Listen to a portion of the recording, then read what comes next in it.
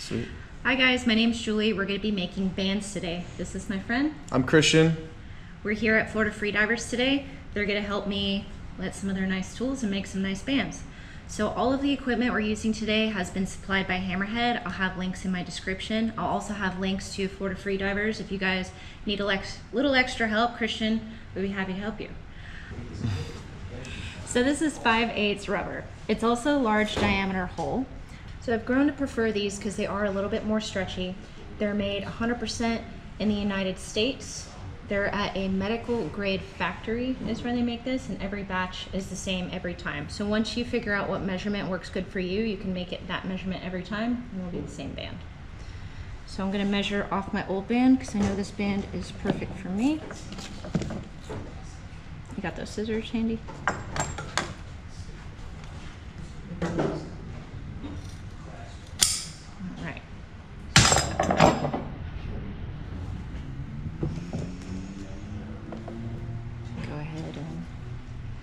Now you can lube this up with soap. Right here we have silicone release spray. What else can you use? You can even use water if you're in a pinch. Anything really is going to help you slide that wishbone in there.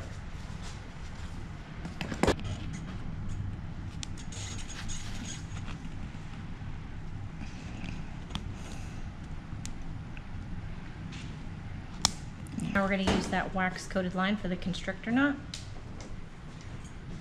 And like I said, I always make this nice and long so you can get a little bit of leverage on it when you're tying it. You make that X, come around the back, go over this line and under this X.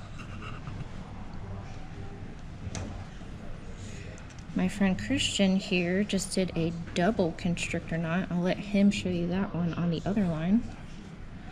He did it so fast. So we always dress our knots.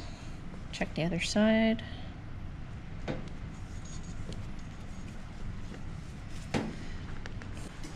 So we tie our knots a little bit differently, but it's the same exact knot. I tie my regular constrictor knot.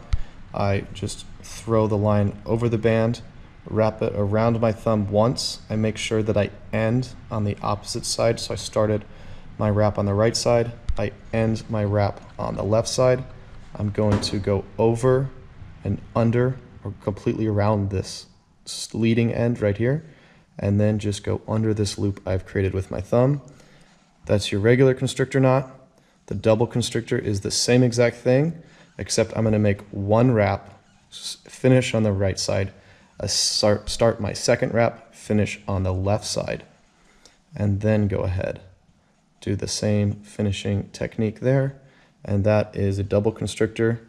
The advantage to this, especially if you're running tight bands, is you now have two strands that run over your overhand knot, so it's just that much less likely to slip, especially if you're running tighter bands.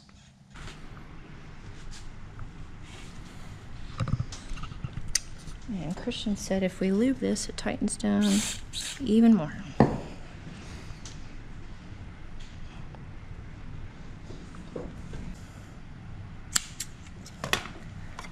And then we burn it.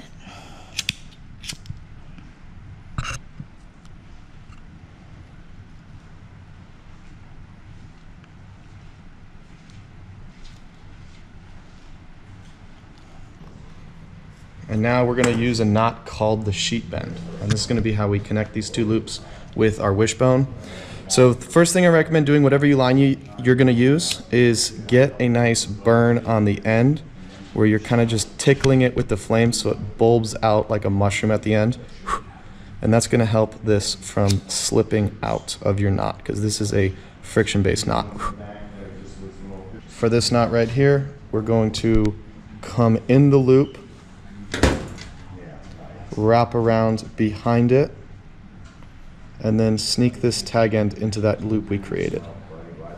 And now we can pull that tight. That's a sheet bend. Super simple knot right there. And then we'll just repeat that on the other end right here.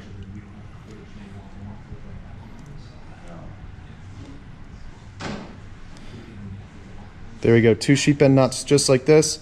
As soon as I pull this tight, these are going to tighten up. It means it's going to be really hard to untie these, but These are going to be super solid knots, and you can trust these when you're loading your bands.